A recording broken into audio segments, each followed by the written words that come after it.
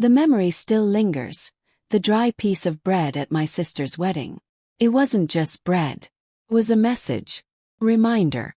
A symbol of exactly how they saw me, how they had always seen me. Unworthy of more. That stale, tasteless piece on a porcelain plate carried the weight of a lifetime of being invisible. My name is Iris Whitmore. I am 38 years old, a photographer living in a modest third-floor apartment in Brooklyn. Not the glamorous kind of photographer, the ones you see with glossy spreads in magazines or booking five-star weddings. No, I capture something quieter. The wrinkled hands of an old man clutching his morning coffee. Children with worn sneakers chasing each other on cracked sidewalks. Eyes that carry stories of love, war, and survival. My work isn't flashy, but it's honest. And maybe that's why it feels like me. Because honesty has always been the only thing I had. When it comes to family, though, I've never been Iris the photographer, Iris the woman, or even Iris the daughter. I've been the shadow. Always there, never acknowledged. I remember my 10th birthday. My mother, Evelyn, told me to wait in the park with my little cupcakes. I sat there with my party hat tilted on my head, wide-eyed, waiting for someone to arrive. No one came. Hours later, I realized she had taken my sister, Delaney, to a modeling audition across town. She forgot.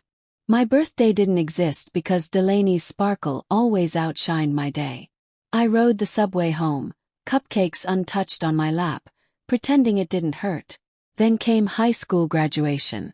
I wore a borrowed white dress, scanning the crowd for their faces. Parents hugged their kids, showered them with roses, snapped endless photos.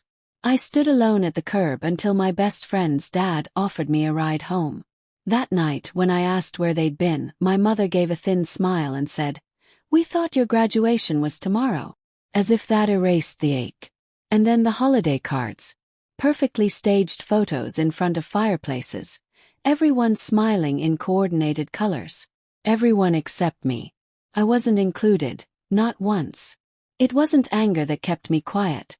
It was the slow realization that silence was easier than begging to be seen. That was my family dynamic. Evelyn, my mother, obsessed with appearances, never a hair out of place. My father, Reginald, distant, always buried in investor calls, too silent to protest my absence. And Delaney, beautiful, confident, adored.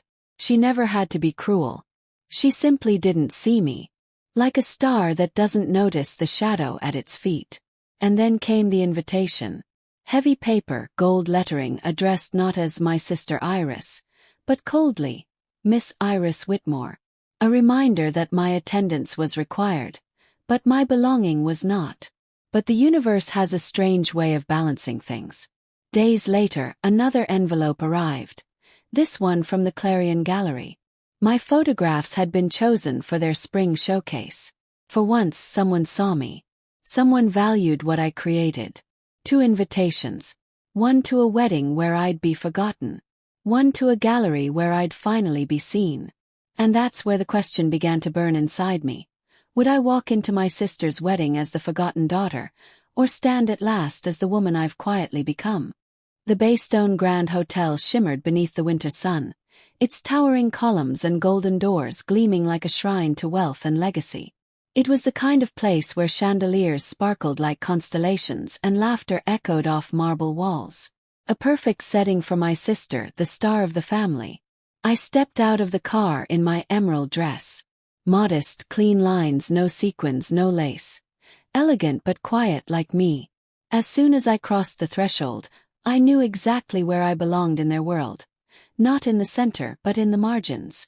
A woman with a headset and clipboard smiled politely and led me past the ballroom. Past the round tables dripping with crystal glasses and golden menus. Past the laughter of guests already buzzing with champagne. She walked me down a narrow corridor toward the fire exit. "There you are," she said, motioning to a lonely round table. One chair. One name card. One plate. On that plate sat a single piece of dry bread. I sat down slowly, my dress brushing against the carpet. Around me, I could hear the orchestra tuning their strings, the hum of conversation, the clink of silver against porcelain. My table had none of it. just silence. And bread. Then came the glide of silk. My mother. Evelyn, pearls around her neck, silver satin gown flowing as though she floated instead of walked. Her smile was sweet, but her eyes were sharp as glass. "Darling," she whispered, leaning close enough for only me to hear. "I see you've found your place. Fitting, don't you think? Simple, humble. Exactly what you're used to." Her hand gestured toward the bread as though presenting a prize. Then, with her practiced elegance, she drifted back into the crowd, leaving the sting of her words behind. Minutes later, the room gasped in admiration as Delaney entered. My sister. The bride. Draped in satin and lace. Each step rehearsed to perfection. She was radiant, dazzling, the queen of the evening. She floated toward me, her train brushing the carpet like a veil of light. "Hello, big sister," she said sweetly, as though she were doing me a favor by acknowledging me. Her eyes flicked to my dress, then down at the bread. "Charming look. Very minimalist." She paused, lips curling. "You always had a way of making everything look affordable. It's a gift, really." I held her gaze but said nothing. I didn't argue. I didn't defend myself. I simply slipped my hand into my lap, my fingers curling around the small black USB resting there.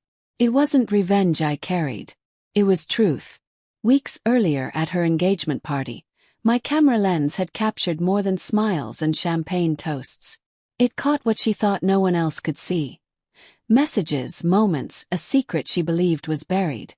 And now, as the speeches began and the microphone passed from guest to guest, I waited. Not for their approval. Not for applause. I waited for silence. The kind of silence that comes just before a storm. The microphone found its way into my hands. For a moment, the ballroom blurred. Crystal chandeliers, sequined gowns, laughter pressed into silence. My heart pounded against my ribs, but when I spoke, my voice was steady. "I'd like to share something tonight," I said. "Something special." The guest shifted, curious. My mother's smile froze, just a fraction too tight. Delaney tilted her head, expecting a tribute, a glowing speech in her honor. But I hadn't come to honor anyone. I had come to tell the truth. The lights dimmed. The giant screen behind the dais flickered to life. At first, soft gasps. People expecting a slideshow of childhood memories, photographs of sisters playing in the grass. But no smiling faces filled the screen. Instead, images rolled forward like waves crashing against a shore. Text messages. Unmistakable. Words exchanged in secrecy. Words of betrayal. My camera had caught them reflected in mirrors, framed on phone screens clutched too tightly. Clips of whispered conversations, filmed at the edge of engagement parties when they thought no one saw. The bride with her lover, not the groom. My mother coaching her to keep quiet, my father looking away. Side by side I showed the contradiction. The speeches of a perfect family, the glowing facade, split open by the reality behind the curtain. The room froze. Forks clinked to a halt against plates. Champagne glasses hovered, untouched. Gasps rippled. Hushed voices colliding in disbelief. I didn't look at the guests. I looked only at my family. My mother, stiff as marble, pearls trembling at her throat. My father, eyes darting like a man searching for an exit. Delaney, my golden sister, her hand shaking against her glass, her glow flickering like a candle in the wind. And the groom, pale. His smile evaporated into something raw, betrayed. But I didn't raise my voice. I didn't gloat. I simply stood still, letting the silence carry what I'd never been allowed to say. The final image faded to black. The ballroom held its breath. For the first time, the silence was not mine to endure. It belonged to them. I placed the microphone back on the table. My words were calm, almost quiet, but they cut sharper than any scream. Sometimes silence protects lies. But truth sets everyone free. And then I stepped back. No chaos erupted. No shouting match, no wild scandal. Instead, the collapse came in stillness. A perfect world crumbled, not with fire, but with the cold absence of illusion. Guests turned their eyes away, whispering, uncertain. My family sat frozen, unable to mend the cracks. For the first time I wasn't invisible. I didn't have to fight for their attention or beg for a seat at the table. I had stepped into the light simply by holding up a mirror. And in that reflection, the truth spoke louder than I ever could. The fallout wasn't loud. It didn't erupt in arguments or screaming matches. It arrived in silence, just as my life always had, but this time it was different. This time it was their silence, not mine. My mother never called. My father never wrote. Delaney, once so quick with her carefully sharpened words, vanished into the hush of her own scandal. The Langston family, the groom's relatives, whispered, of course. Families like theirs thrive on gossip. But the words they spun didn't pierce me. They floated by like wind against glass. Because for the first time, I walked away not as the forgotten daughter, but as Iris Whitmore, a woman who had chosen truth over silence. Weeks later, I stood in the Clarion Gallery. The walls were pure white, the lights bright but forgiving, the air alive with the hum of quiet conversation. My photographs hung in neat rows, each one carrying the weight of ordinary beauty. Wrinkled hands, worn sneakers, eyes filled with stories. Visitors moved slowly from frame to frame. They lingered, they reflected, some even smiled. An elderly couple stopped in front of one of my favorite prints, a shot of a child blowing dandelion seeds into the wind. They looked at each other, then at me, their smiles soft and genuine, carrying more warmth than my own family had ever managed to give. And in that moment, I understood something that had taken me 38 years to learn. Family is not always the people you're born to. Sometimes family is found in those who see you, who value you, who share in your truth without asking you to shrink. I didn't need Delaney's approval. I didn't need Evelyn's validation. I didn't need Reginald's quiet consent. My life was not meant to decorate their world, to sit quietly in the shadows of their portraits. My life was meant to stand in its own light. I traced my fingers lightly across the label beneath my photograph. Iris Whitmore, photographer. For so long I had been invisible, just a name on the edge of family trees, missing from holiday cards, forgotten at celebrations. But here in this gallery my name was not forgotten. It was seen. It was spoken. It was remembered. And the greatest revelation of all was this. I no longer needed them to see me. I had already seen myself. The story did not end with vengeance. There was no satisfaction in their downfall, no victory in their silence. What mattered was that I had finally stepped out of the role they had written for me. The shadow, the afterthought, the background noise. I had chosen something better. I had chosen peace. And in that peace I found freedom.